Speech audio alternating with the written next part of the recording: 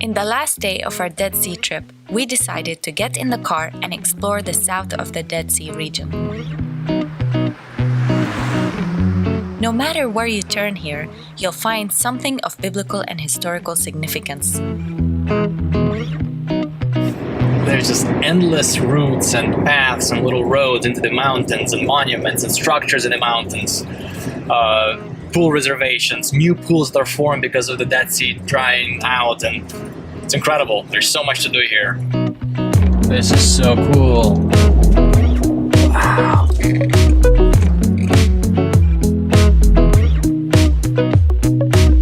In this episode, we'll explore the valley of the Zohar Brook, which is mentioned in the Bible as the Way of Edom, and we'll explore the ancient Roman fortress that stands on top of a marlstone hill. We're in a very interesting location. In the middle of this valley, surrounded by just limestone rock, is a fortress.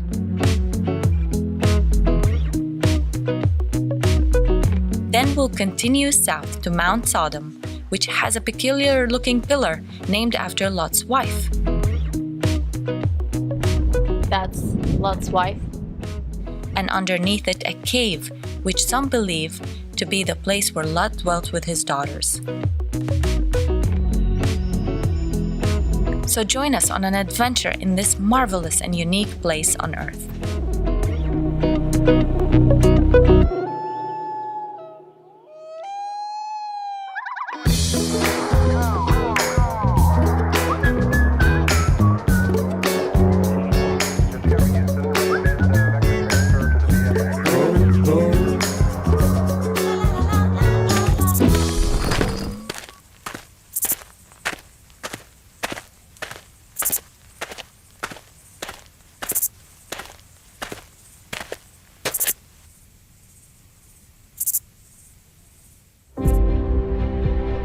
In the south of the Dead Sea, there is a place called Zohar Brook.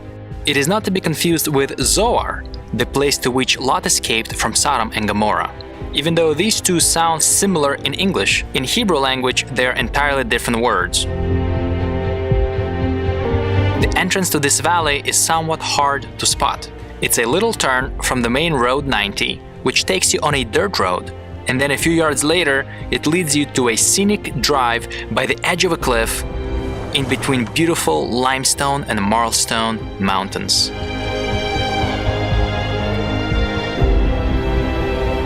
This road is believed to be the Way of Edom, mentioned in 2 Kings 3, when the king of Israel, Judah, and Edom went to fight the Moabites. And to get to Moab, they took this way. But after 7 days, they ran out of water, and after Elisha's prayer, God provided an abundance of water to this valley, even though there was no rain. So scholars believe that this location fits the biblical story, because it rains afar off in the mountains, so you cannot hear the rain, but then the rainwater does not get absorbed into the ground, but rather drains down the mountains into this valley, filling the cisterns and the water dams that they excavated here.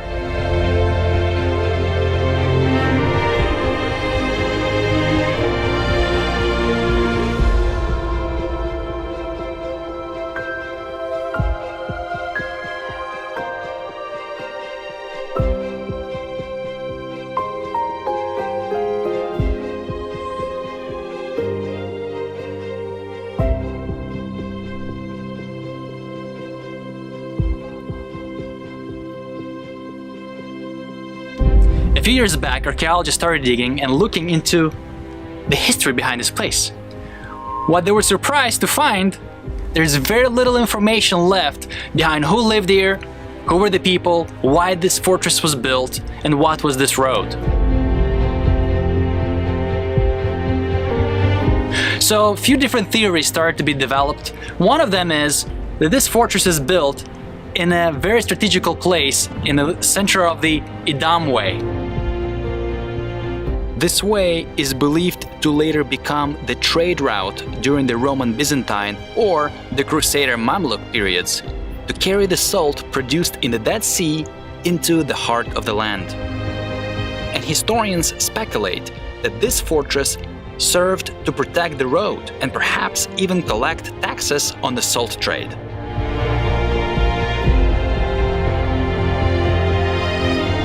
There is even a lookout tower carved out of the bedrock located in front of the fortress. It would be a great place for soldiers to observe the incoming traffic. But all these are theories which have not much archaeological support. First survey dated this fortress to the Roman time, while a later conducted survey placed it into the Crusader period. The lack of archaeological evidence to build a proper storyline can be attributed to the easily crumbling marl stone. Look at this. What looks like once used to be steps is now, look at this. So it looks like just one slide. It crumbles so easily. You don't want to attempt to climb this.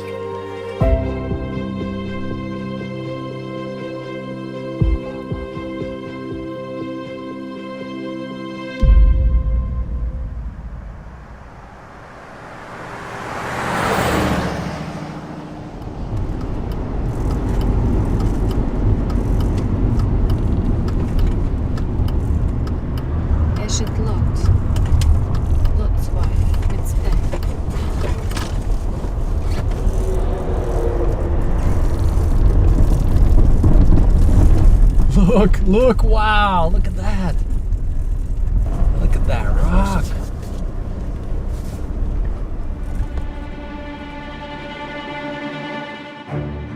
There are two pillars for Lot's wife, one in Jordan and one in Israel.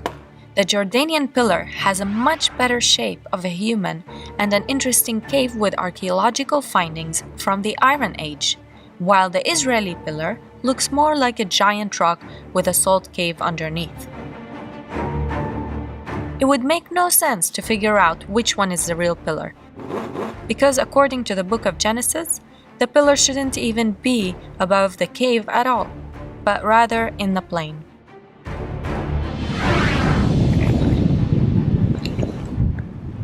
That's Lot's wife. So what we see here today is just a reminder of the story rather than an artifact. I don't know. It looks like Lot's wife was Maybe a relative of like the Nephilim. Nephilim or Goliath or the Anakim or... But the interesting part about this place is the actual mountain rather than the pillar itself. This mountain is called Mount Sodom, and if you examine it with your eyes, you'll notice that there are no plants or vegetation on it. That is because Mount Sodom is made of 80% salt. It is one giant mountain of salt, and since salt dissolves much faster than limestone, this mountain is home to the longest single natural salt cave in the world. It is nearly 2.5 miles long, and until recently, it was open to the public, but today it had been closed due to the danger of falling salt rocks. The cave of Lot and his daughters, where they hid after they left Zoar. Zoar is south of Dead Sea, and it says from there they left and went to dwell in the caves. So it's very much possible they dwelled in caves like these over here. You know, when we read about it and you read that they went up to the mountains and in a cave there, in my head, mountains are, you know, those green, big, where you have a lot of trees and everything. Yeah. But the mountains in this area, they're just sand, desert. They're bare. There's nothing on them. So yeah. I've never thought about it like that. And it must have not been easy, especially in the heat and all that. But there are plenty of caves in those mountains. I mean, plenty. It's amazing. Yeah, and there are some sources of water. You gotta know where they are. But if you don't, you'll die out here.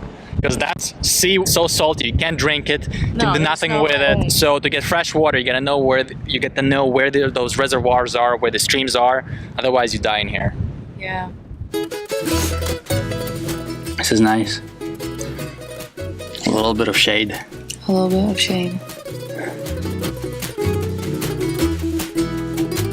You know, after swimming in the Dead Sea, like the oily part, because it's oily and salty and everything, and then you stand in the sun and it feels somebody's frying you.